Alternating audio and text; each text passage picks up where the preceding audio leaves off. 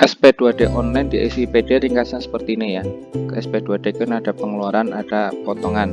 Nah, di bagian potongan, saya mulai dari potongan dulu, itu ada dua jenis potongan. Satunya MPN, potongan lainnya itu non MPN. MPN itu apa? MPN itu modul penerima negara.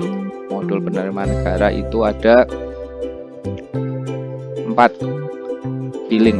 modul.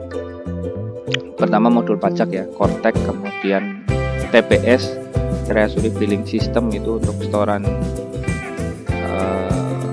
bukan pajak, kemudian ada PNBP itu pakai Simponi, kemudian yang terakhir punyanya bea cukai, punya pajak, kemudian TBS, Simponi, bea cukai, MPN.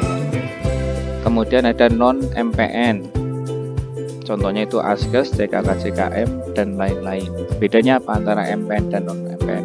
Untuk yang potongan MPN itu di SIPD online itu validasi ID billing.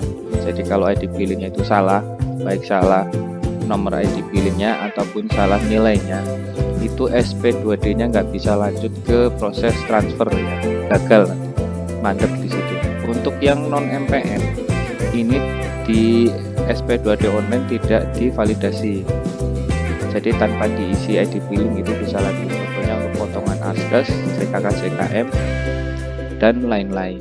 Yang divalidasi hanya ini, pajak, taspen, BPJS 1%, BPJS 4%. Kemudian yang penting lagi untuk SP2D online itu di bagian transfernya ya.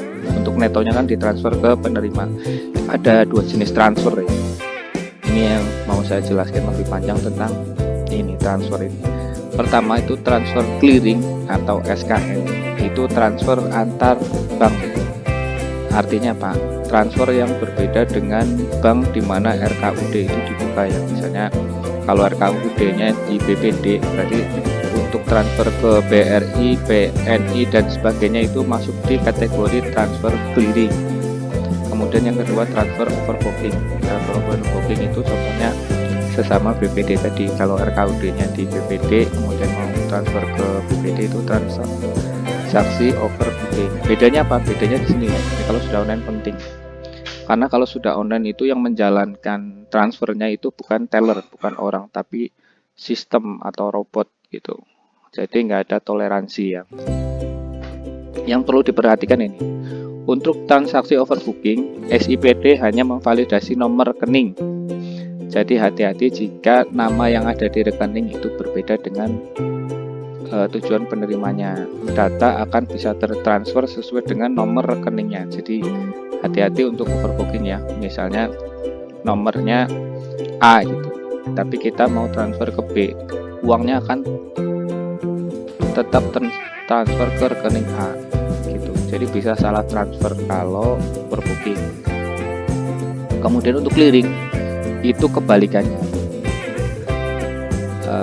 Kalau antar bank itu kan dia prosesnya nanti dari RKUD-nya, dari BPD ya, kemudian nanti ke BI dulu, baru ke pusatnya cabang bank penerima, baru ke cabang penerima. Ini waktunya panjang ya, bisa sampai 1 hari dan validasinya banyak. Di sana kebalikannya dari yang tadi, yang overbooking kan dia hanya memvalidasi nomor ya. Kalau untuk transaksi clearing atau SKN, dia validasinya nomor dan nama rekening gitu. Misalnya mau transfer ke rekening A, tetapi kita tulis mau transfer ke rekening B gitu, itu pasti akan diretu. Jadi sangat sensitif ya. Terus kemudian gini kasusnya, mau transfer ke rekening A gitu, tapi di nama rekeningnya itu ada spasi di depannya, itu juga akan diretur. Jadi sangat sensitif untuk transaksi clearing, berbeda dengan overbooking yang sangat tidak sensitif terhadap nama rekening. Oke ya, jadi ini mau saya kasih contoh untuk caranya gimana biar aman. Di sini di nama pemilik rekening ya, di daftar rekanan itu dicek dulu di CMS atau internet banking ya. Ini contohnya untuk transaksi listrik ya. Ini sudah dicek, ternyata itu penerimanya bukan PLN, tapi penerima nama di CMS. Ketika dicek nomor itu dimasukin ke CMS itu namanya kecamatan gitu. Nah, nanti yang ditulis di nama pemilik rekening itu adalah kecamatan bukan PLN. Ini contoh aja, contoh untuk yang transaksi listrik. Kemudian untuk Inabrok itu cek di invoice-nya ya, di invoice kan ada di situ atas namanya. Nah, nama ini nanti yang dimasukin di nama pemilik rekening. Untuk keterangan di atasnya bebas ya, misalnya di atasnya tadi PT PLN Persero Tbk gitu misalnya. Nah, nanti yang penting yang di sini yang validasi itu di nama pemilik rekening itu harus sesuai yang ada di CMS atau e-banking atau pakai Bima kalau di Cilacap. Kemudian untuk yang Inabrok sesuai yang ada di lampiran invoice-nya di sini. Begitu nih. Ini untuk menghindari retur dari bank penerima, karena SIPD online itu yang mengerjakan itu sistem robot bukan orang atau teller ini. Terima kasih.